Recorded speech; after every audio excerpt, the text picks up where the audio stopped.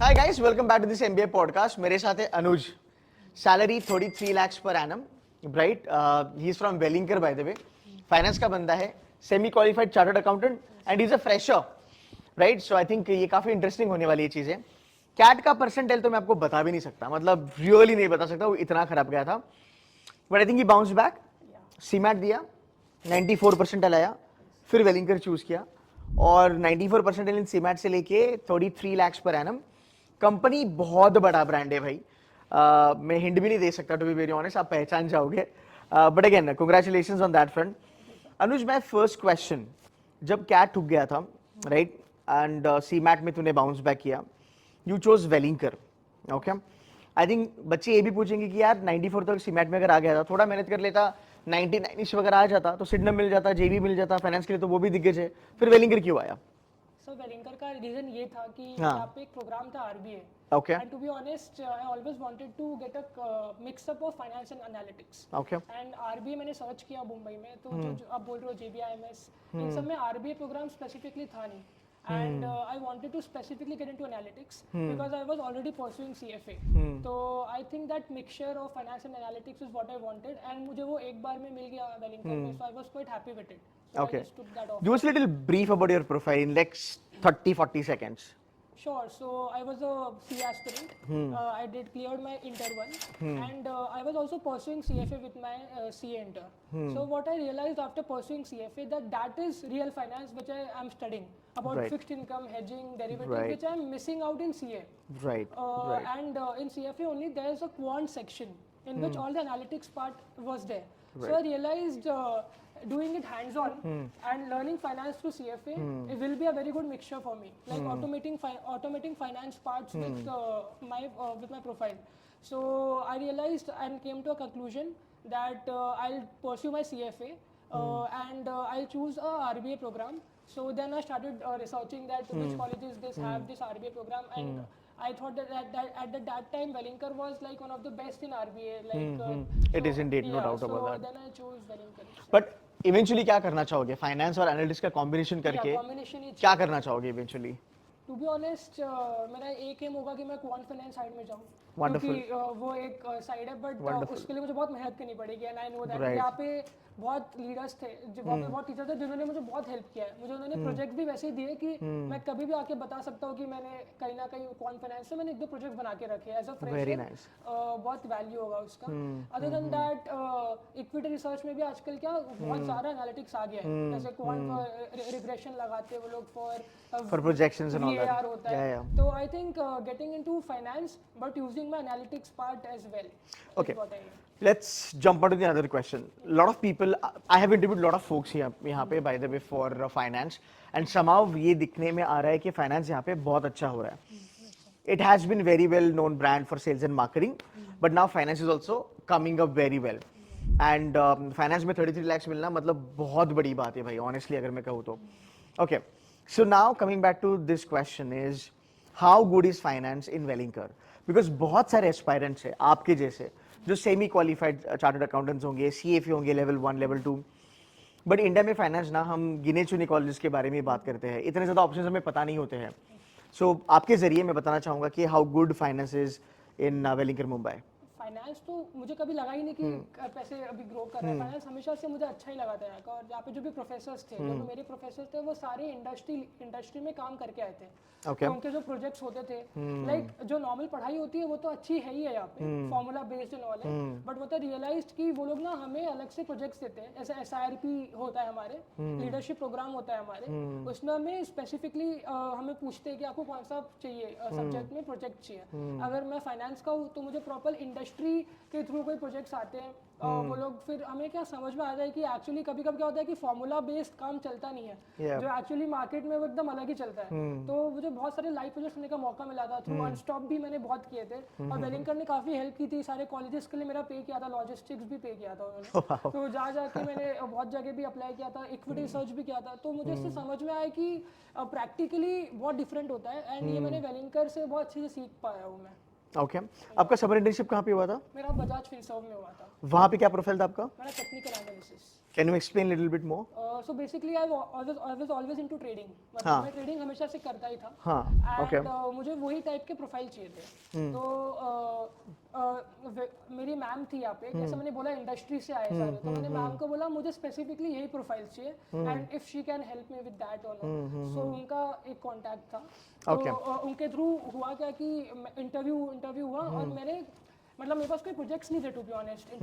मैंने जो ट्रेड्स किए थे मैंने वो बता दिए उन्हें. फिर एक इंटरव्यू हुआ, उन्होंने प्रैक्टिकली पूछा कि ये तुम ये चार्ट में क्या करोगे, स्टॉप लॉस का लगाओगे, इधर का लगाओगे. तो उसके थ्रू आई वाज श्योर कि मैं तो सही बोलूंगा कि मैं 5 साल से कर रहा हूँ. 18 ईयर्स से जब से मेरा बना है मैं कर रहा हूँ. तो उसके थ्रू मेरा इसमें हो गया था. उसमें भी हमने वहाँ पे मैंने ट्राई किया था एक मॉडल बनाने का कि अपने आप ही सारे स्टॉक्स आ जाए, बस टाइम बच जाए कि उसी में मैं ट्राई करके करूँ.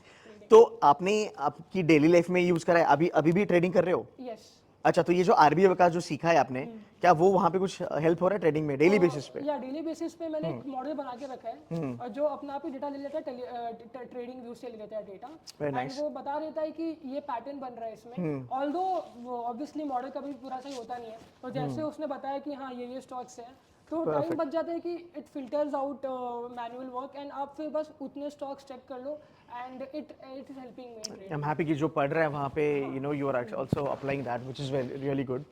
Again lot of people will ask कि अभी जो आप करोगे उस कंपनी में जाके which is like a $1 billion multinational brand, right? हंस रहा है देखो ये भी बताना चाहते पर बता नहीं सकता. सो एनीवे अनुज, अभी मुझे बताओ आपकी जो प्रोफाइल होगी क्या वो फाइनेंस की होगी या सेल्स एंड मार्केटिंग की होगी, ऑपरेशंस की होगी, एनालिटिक्स की होगी, क्या होगा आपकी प्रोफाइल में? To be honest it is a mix of all. Okay. तो हमें प्रोसेसेस को ऑटोमेट करना है सॉफ्टवेयर के अंदर. तो बेसिकली उसमें फाइनेंस के जो टीम्स होते हैं उनका भी प्रोसेस समझना पड़ेगा, जो मार्केटिंग की टीम्स होती है उनका भी प्रोसेस समझना पड़ेगा. तो मेरा पूरा एमबीए का जो नॉलेज था, ऑप्स भी था, मार्केटिंग भी था, फाइनेंस भी था, और जो ऑटोमेट करने का था मॉडल्स, वो दोनों इसमें काम अच्छे से आएगा. Beautiful. Very nice. Okay. Now final question for the day, okay? Lot of people might have screwed their CAT exams, right? अभी ZAT भी round the corner है, ZAT में भी अच्छा नहीं होगा, फिर CMAT करेंगे बच्चे, करते जाते हैं, लगाते जाते हैं exams, right? So you tell me that you know with 94 percentile in CMAT, सोचा था कि इतना बड़ा कंपनी, इतना बड़ा पैकेज मिलेगा? No, actually I'm always been grateful in life. तो मैंने इतना सोचा नहीं था कि आगे मेरा जॉब क्या होगा. मुझे था कि जो मुझे चाहिए था आरबीए, जो मुझे चाहिए था वेलिंकर, जो वो मिल गया. And I was quite working hard कि जो मैं कर रहा था कि मुझे था कि कहीं ना कहीं तो अच्छा लग ही जाएगा, मैं वर्क हार्ड करूंगा तो.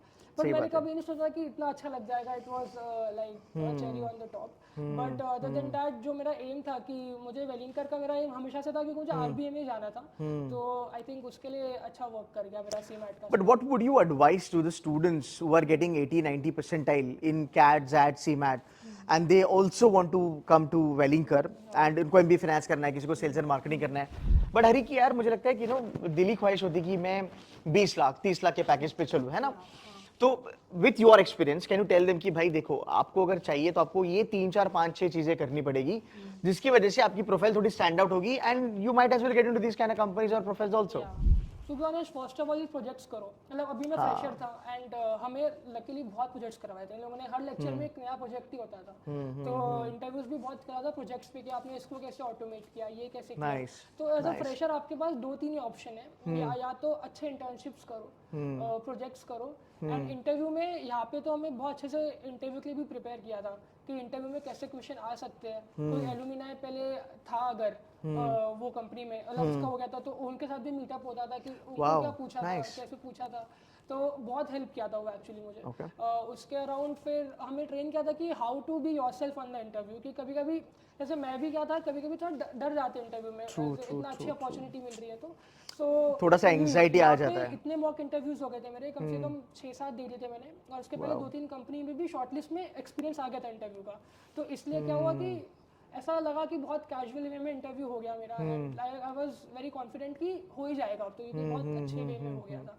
सो आई थिंक जैसा बोल रहे हो जिसको कैट में 80-90 आया है, they can always try for CMAT. Strategy same है एंड पेपर थोड़ा इजी आता है और फास्ट आता है. अब मुझे अपना समझ में आ गया था कि मैं फास्ट हूँ. Like I can calculate maths and all in a very fast manner. अगर थोड़े इजी सम्स है और मैं फास्ट कर सकता हूँ तो इसलिए मैंने कैट मेरा अच्छा नहीं गया था तो मैंने सीईटी सीमैट ये सब पे ज़्यादा फोकस किया था कि मैं स्पीड पे फोकस करूँ एंड तो उसके थ्रू ही मेरा फिर इसमें हो गया। तो बी स्कूल में आके lot of projects, lot of internships, lot of live projects you did. या मॉक इंटरव्यू। पढ़ाई वढ़ाई करना होता है एमबीए में या फिर मस्ती करते सब लोग? पढ़ाई टू बी ऑनेस्ट मैंने सीखा है कि पढ़ाई तो हो जाएगा, पढ़ाई तो फॉर्मूला बेस्ड है, कहीं ना कहीं आप रटा के भी पास कर लोगे, पर जो हॉलिस्टिक व्यू मिला है मुझे यहाँ पे, या मतलब इतने अनस्टॉप पे कॉम्पिटिशंस किए, मैंने रिसर्च पेपर्स लिखे। बट अनुज तुझे नहीं लगता कि तूने खुद से ये किया, you were not forced to do it? Not forced to do it, but it's like आपके पास इतनी हेल्प है यहाँ पे कि आपको मजा आता है करने में। right, यहाँ पे लैब्स है जो आपको पूरे कोर्स दे देते हैं, क्योंकि अभी कोर्स लिखना इज वेरी मैन्युअली, कोई करता नहीं है। actually. तो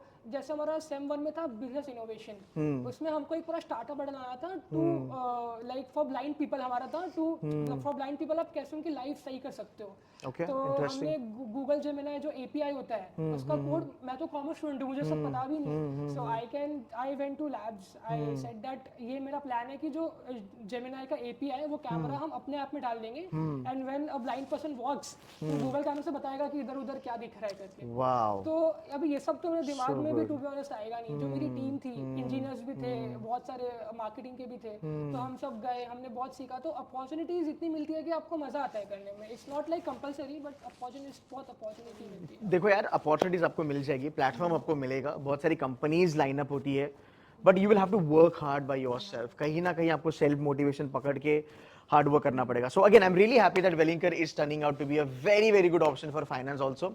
and Anuj, thank you so very much for giving some time.